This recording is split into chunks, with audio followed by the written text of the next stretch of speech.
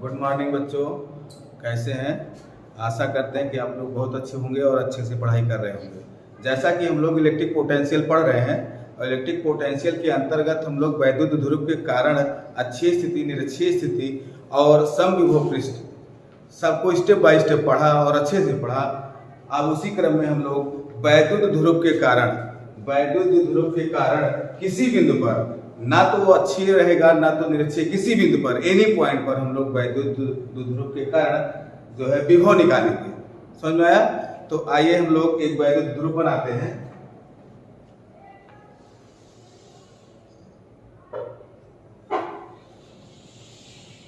ये हमारा electric dipole है, इलेक्ट्रिक पोटेंशियल नहीं, इलेक्ट्रिक डाइपोल। और इलेक्ट्रिक डाइपोल पर देखिए इसकी अल्प दूरी, इलेक्ट्रिक डाइपोल आप लोग जानते हो क्या होता है? वैद्युत ध्रुव, दो आवेश, समान आवेश परिमाण में समान हो तथा प्रकृति विपरीत हो, अल्प दूरी पर स्थित होते हैं तो उन्हें वैद्युत ध्रुव कहते हैं। बार बार बताते हैं हर एक लेक्चर में, जो चीजें हमें लगता है तो उसको बता देते हैं। तो ये हमारा क्या है? Electric dipole. माइनस क्यू आवेश यहाँ है और इस पोल पर प्लस क्यू आवेश है। इसका एक मिड पॉइंट O है और मिड पॉइंट से इसकी दूरी L है और यहाँ से भी L है। अर्थात टोटल अगर लेंथ की बात करें तो ये 2L हो जाएगा।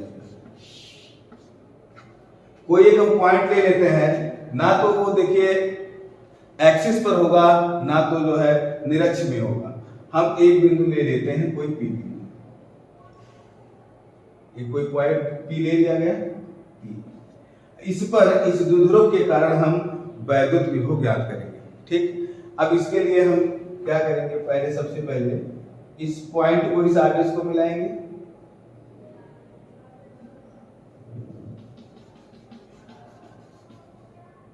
और इस चार्ज को भी मिलाएंगे और एक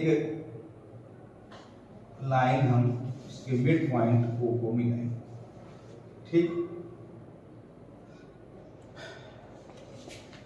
तो हमें इस बिंदु पर P पर ज्ञात करना है वैद्युत विभव। इसके लिए हम क्या करेंगे? P को बिंदु A से मिलाया गया और P को बिंदु B से। A और B क्या है हमारा? A भी एक द्विध्रुव है जिस पर A बिंदु पर माइनस क्यू आवेश है और B बिंदु पर प्लस क्यू आवेश है। ठीक ना? तो अब हम लोग इसकी जब हम इस द्विध्रुव के कारण वैद्युत विभव ज्ञात करेंगे तो इसकी दूरी भी ज्ञात करनी पड़ेगी, क्योंकि हम लोग जानते हैं वैद्युत विभव बराबर होता है, इलेक्ट्रिक पोटेंशियल होता है 1/4 पाई एप्सिलॉन नॉट Q/R होता है। R क्या होता है? आवेश से जिस बिंदु की दूरी हम ज्ञात कर रहे हैं वो दूरी स्मॉल r कहलाता है। अब उसी पर हम ज्ञात करेंगे। इससे पहले देखिए हम क्या करेंगे? बिंदु B से P और O को मिलाने वाली रेखा पर लंब डालेंगे और वह लंब रेखा जो है बिंदु C पर मिलता है और इसको पीछे बढ़ाने के बाद बिंदु A से P और O को मिलाने वाली रेखा पर लंब डाला गया एट पॉइंट D पर। वो किस पर मिलता है? D पर। फिर देखिए हम B और P की दूरी, इस दूरी की आवश्यकता होगी जो हम लोग निकालेंगे। Capital V equal to 1/4 pi epsilon naught K Q/R, यही होगा। तो आवेश तो हमें पता है, लेकिन अब इस दूरी की गणना करनी है और ये ना तो जो है अक्षीय है ना तो निरक्षीय है, इसकी गणना करना थोड़ा सा कठिन है। इसलिए हम लोग पहले क्या करेंगे? यहां से परपेंडिकुलर ड्रा कर दिए। अब ये दूरी हमारी, ये दूरी BP बराबर हो जाएगा CP के, क्योंकि ये जो पॉइंट है इस द्विध्रुव से थीटा कोण पर है, थीटा कोण पर और R दूरी पर, अर्थात पॉइंट P का जो निर्देशांक है वो R थीटा है। अर्थात R एंगल, थीटा एंगल बनाते हुए, इस डाइपोल से थीटा एंगल बनाते हुए और स्मॉल r डिस्टेंस की दूरी पर है। तो इसका कोऑर्डिनेट जो है एट पॉइंट P का कोऑर्डिनेट R थीटा है। अब हम लोग क्या करेंगे कि जब इस पर परपेंडिकुलर किए हैं तो ये कोण बहुत अल्प होने के कारण ये बिंदु हम इसको इस पर मानते हैं, अर्थात बिंदु BP इक्वल टू CP लिख सकते हैं। BP इक्वल टू CP, दोनों इक्वल है। अच्छा, और फिर इसका देखिए CP, C से P, ये दूरी जो है कैसे ज्ञात करेंगे? अगर हम ओपी टोटल दूरी में से और ओसी घटा दें, ओपी माइनस ओसी हमारा सीपी आ जाएगा, यही लिखे हैं ओपी माइनस ओसी की। ठीक, अब ओपी का मान आपको पता है, ओ से पी आर लिखे हो, आर रख दिया गया। अब आया क्या, ओसी कहां है, ओसी दूरी ये है। अब ये दूरी इस त्रिभुज से देखिए, जब यहां पर परपेंडिकुलर किया गया और ये थीटा एंगल है, तो आप लोग जानते हो थीटा कोण के सामने की भुजा क्या होता है, लंब होता है। किसी भी त्रिभुज में निर्धारण करने में, किसी भी, चाहे वो स्केलेंट ट्रायंगल हो चाहे इक्विलैटरल ट्रायंगल हो, अगर हमें साइड नहीं पता है तो उस त्रिभुज को हम लोग कैसे किसी भी एंगल का रेफरेंस लेते हैं, तो उस एंगल के सामने वाली भुजा, अब इस एंगल के सामने की भुजा ये लंब होगा, परपेंडिकुलर होगा, और जो दोनों शेष भुजाएं होंगी, दोनों शेष भुजाओं में जो भुजाएं बड़ी होंगी वो कर्ण हाइपोटेनियस कहलाएगा और जो छोटा होगा वो बेस कहलाएगा। ये ऐसे निर्धारण किया जाता है। तो कहने का मतलब है कि ये तुम्हारा क्या हो गया, थीटा के ये तुम्हारा परपेंडिकुलर हो गया इन दोनों भुजाओं में, ये अब बड़ी भुजा ये है, तो इसका मतलब क्या है, ये कर्ण हो गया और ये हो गया आधार। हमें चाहिए क्या, हमें इस पॉइंट, इसकी दूरी चाहिए, ओसी की दूरी चाहिए, लेंथ ऑफ ओसी चाहिए। तो लेंथ ऑफ ओसी निकालने के लिए हमें कर्ण, हाइपोटेनियस और बेस में जो संबंध होगा वही हम ट्रिग्नोमेट्रिकल रेशियो लगाएंगे। और हम लोग जानते हैं cos इक्वल टू होता है बेस आधार बटे कर्ण, क्या होता है, आधार बटे कर्ण होता है, अर्थात बेस अपॉन हाइपोटेनियस। तो यहाँ अगर हम सपोज दैट मान लीजिए, यहाँ देखिए थोड़ा cos थीटा इक्वल टू होगा आधार बटे कर्ण, अर्थात ओसी बटे कर्ण माने ओबी। ठीक, अब ओसी हमें चाहिए तो ओसी इक्वल टू हो जाएगा ओबी cos थीटा, और ओबी का मान आपको पता है, डायपोल का ये हाफ पार्ट है, हाफ पार्ट एल होता है, तो एल हो गया और cos theta. OC equal to आपका मिल गया, ओसी आपका आ गया एल cos थीटा। तो ओपी, ओ से पी आप जानते हो आर है, आर माइनस ओसी का मान आप निकाल चुके, एल cos थीटा रख दिया गया। अब कहने का मतलब है कि हमारा मेन मोटो क्या है कि अगर हम डायपोल के कारण किसी बिंदु पर निकाल रहे हैं तो डायपोल पे दो चार्ज होते हैं, एक पॉजिटिव एक निगेटिव, तो दोनों चार्जों से उस पॉइंट की डिस्टेंस हमें कवर करना है ना, उसको उस पॉइंट का दूरी हमें पता होना चाहिए, तभी हम लोग, क्योंकि फार्मूला क्या कहता है 1/4 pi epsilon 0 q upon r, r for क्या है, r is the distance from the charge. जिस पॉइंट पर हम ज्ञात कर रहे हैं वहां से उसकी दूरी ज्ञात करना है, तो हम लोग निकाल लिए, ये पता हो गया हमें क्या है, बीपी हमें आ गया, बीपी का मान आया कितना, r minus L cos theta. Similarly minus Q की अगर हम गणना करेंगे, माइनस क्यू चार्ज से, माइनस क्यू चार्ज के कारण इस बिंदु पर अगर हम ज्ञात करेंगे तो उसके लिए हमें डिस्टेंस की जरूरत होगी, तो उसका हम AP इक्वल टू डीपी हो गया, क्योंकि यहाँ पर परपेंडिकुलर ड्रा किया है, एंगल छोटा होने का ये हम मान लेते हैं कि हमारा जो है डीपी के इक्वल होगा, ये दोनों बराबर होंगे, अर्थात अब डीपी को लिखेंगे क्या, ओ से पी और ओडी जोड़ देंगे, ओपी धन ओडी, देखिए इधर फिगर में ओपी धन ओडी, तो ये हो जाएगा ओपी धन ओडी। ओपी का मान आपको पता है, ओपी आप आर है, आर रख दिया गया, ओडी। अब देखिए इस ट्रायंगल में भी वही cos थीटा लगाया जाएगा, एओडी में भी वही लगाएंगे, क्योंकि देखिए ये कोण थीटा हो जाएगा, और फिर हम एल cos थीटा ही निकालेंगे, तो ओडी का मान एल cos थीटा, अर्थात हमारा एपी का मान जो आया है R plus L cos theta, और पीवी का मान जो आया है R minus L cos theta. तो मेन तो हमारा काम हो गया, हमें निकालना है कि वैद्युत ध्रुव के कारण किसी बिंदु पर वैद्युत विभव, हम लोग वैद्युत विभव की परिभाषा भी जानते हैं कि अनंत से एकांत आवेश को किसी वैद्युत क्षेत्र के भीतर लाने में किया गया कार्य ही हमारा वैद्युत विभव कहलाता है। और उसी के पैटर्न पे हम लोग एक फार्मूला प्राप्त किए थे, capital V equal to 1/4 pi epsilon 0 k q upon r। तो अब हम r की गणना कर लिए, इस आवेश से इस बिंदु की दूरी और इस आवेश से इस बिंदु की दूरी, दोनों की दूरी आप पता हो गया, r minus L cos theta और r plus L cos theta दोनों आ गया। अब हम लोग step by step minus q आवेश के कारण और प्लस q आवेश के कारण वैद्युत विभव ज्ञात करेंगे, ठीक ना। तो आइए थोड़ा सा इसका स्क्रीनशॉट ले लीजिए, मिटाना पड़ेगा, और हम उसके बाद जो है अब इस आवेश के कारण माइनस क्यू आवेश और प्लस क्यू आवेश का कारण ज्ञात करेंगे। तो अब हम लोग प्लस क्यू आवेश के कारण देखिए प्लस क्यू आवेश के कारण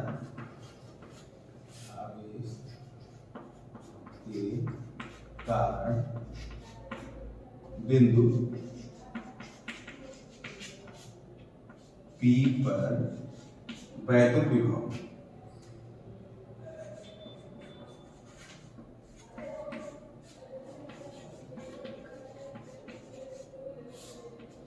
ठीक। तो प्लस चार्ज प्लस क्यू के कारण due to plus Q at a point P we find the value of electric potential at point P due to plus Q। ठीक ना, प्लस Q के कारण हम लोग निकाल रहे हैं, तो अर्थात अब मान लेते हैं कि इसके कारण जो वैद्युत विभव आएगा वो V1 होगा, अर्थात V1 इक्वल टू हो जाएगा 1/4 पाई एप्सिलॉन 0 के Q अपान R क्या हो जाएगा BP और BP की वैल्यू आप लोग निकाले हो R minus L cos theta, तो वैल्यू यहाँ पुट कर देंगे तो ये हो जाएगा 1/4 पाई एप्सिलॉन 0 के Q अपान R minus L cos theta. ठीक, ये आपका V1 आ गया, V1 पता हो गया। अब शेष क्या हुआ, अब सेकेंड हमारा आता है माइनस Q के कारण electric potential at a point P due to minus Q। ठीक है, इसके कारण हम लोग निकालेंगे। अब माइनस Q आवेश के कारण माइनस Q आवेश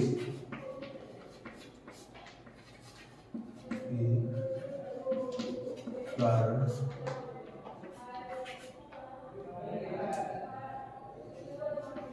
बिंदु P पर वैद्युत विभव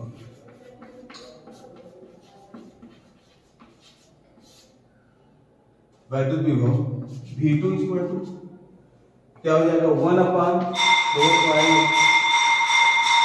V2 1/4 पाई एप्सिलॉन 0 के Q। तो देखिए यहाँ माइनस Q है तो माइनस Q अपान R क्या हो जाएगा AP का आपको पता है वैल्यू 1/4 पाई एप्सिलॉन 0 के माइनस Q अपान AP R plus L cos theta R plus L cos, ये आपका V2 आ गया।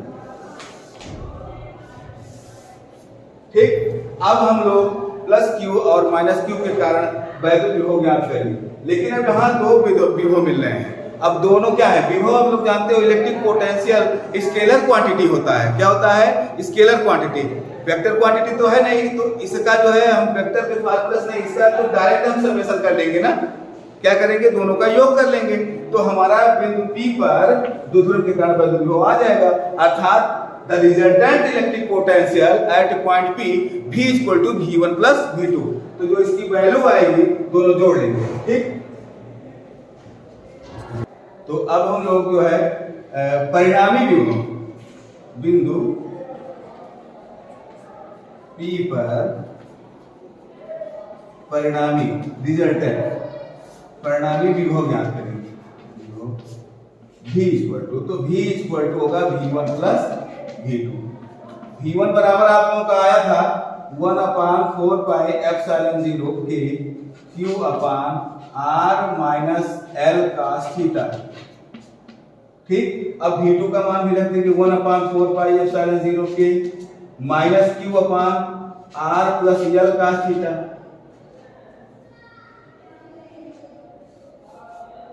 L cos थीटा ये आ गया। अब देखिए दोनों का क्या होगा, दोनों में कॉमन क्या है, Q है, Q कॉमन है 1/4 पाई एप्सिलॉन 0 कॉमन हो जाएगा, तो ये हो जाएगा Q अपान 4 पाई एप्सिलॉन 0 के कॉमन हुआ, बचा यहाँ क्या 1/R minus L cos theta, और इस माइनस की वजह से प्लस जो है माइनस हो जाएगा, अर्थात minus 1/R plus L cos theta. ये ठीक, दोनों का LCM R minus L cos theta bracket में R plus L cos theta, इससे ये कैंसिल हो जाएगा, R plus L cos theta बचेगा, तो ये हो जाएगा R plus L cos theta minus R plus L cos theta से ये कैंसिल होगा, R minus L cos theta हो जाएगा, आर माइनस इस माइनस की वजह से प्लस हो जाएगा एल कास थीटा, और ये तुम्हारा क्यू अपान 4 पाई एप्सिलॉन 0 के। ठीक, क्या कट रहा है, आर आर कट गया, plus minus L cos theta L cos theta, बचा क्या 2 एल कास थीटा होगा, तो ये आ गया आपका क्यू अपान 4 पाई एप्सिलॉन 0 के 2 एल कास थीटा अपान, एक ब्रैकेट में देखिए ये फार्मूला होता है ए स्क्वायर माइनस बी स्क्वायर का, एक ब्रैकेट में माइनस है एक ब्रैकेट में प्लस है, तो A square minus B square अर्थात R square minus L square cos square theta, ये आपका कैपिटल भी आ गया। ठीक, अब आगे को स्क्रीनशॉट ले लीजिए, तो ये हमारा क्या हो गया v इक्वल टू आ गया, आप लोग जानते हो 2ql, 2ql क्या हो जाएगा, इसको ऐसा भी लिख सकते हैं ना 2ql और cos थीटा अपान 4 पाई एप्सिलॉन 0 के, और ये r square minus L square cos square theta. लेकिन देखिए यहाँ r ये l क्या होता है, बहुत ही अल्प होता है, और किसी भी छोटी संख्या को अगर हम लोग उसका वर्ग करते हैं तो और ही छोटा हो जाता है। जैसे अगर हम 0.1 का स्क्वायर कर देंगे तो ये 0.01 हो जाएगा, अगर 0.01 का स्क्वायर कर देंगे तो 0.001 आ जाएगा, 0.001 आ जाएगा। कहने का मतलब किसी भी छोटी संख्या का स्क्वायर करते हैं तो बहुत छोटा हो जाता है, और बहुत छोटी संख्या किसी बड़ी संख्या से अगर हम घटाते हैं, अगर जैसे समुद्र है, समुद्र से अगर हम कुछ भी थोड़ा सा पानी निकालते हैं तो उसके तल में कोई प्रभाव नहीं पड़ता है। तो कहने का मतलब है कि अगर ये r greater than L cos theta, तो ये L square cos square theta neglect हो जाएगा, ये L square cos square theta is neglected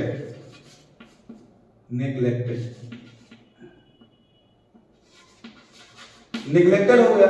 अब ये छूट जाएगा, तो बचा क्या हमारा 2ql cos थीटा अपान 4 पाई एप्सिलॉन 0 के अपान r स्क्वायर, और 2ql आप लोग जानते हो, you well known about the 2ql equal to p, क्या होता है p इक्वल टू 2ql होता है, आप लोग बहुत अच्छी तरीके से जानते हो, p इक्वल टू 2ql होता है, अर्थात इसकी जगह p लिख देंगे, p cos थीटा अपान 4 पाई एप्सिलॉन 0 के r स्क्वायर, ये आपका भी आता है।